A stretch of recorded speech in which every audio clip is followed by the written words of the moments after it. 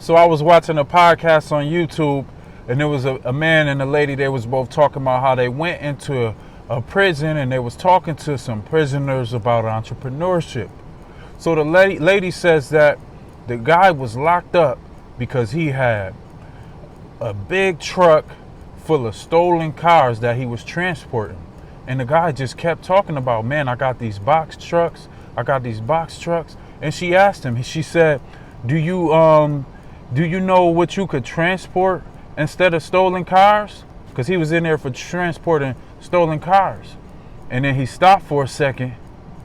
And then he was like, unstolen cars. That's it. Instead of transporting stolen cars, I could transport unstolen cars. So I tell you that story just to say, a lot of times we do the wrong thing, maybe something unethical or against the law. But if you do it the right way, not only will you have better results, but you will have a better life if you just make that one change into doing things right the first time. It will be less setbacks.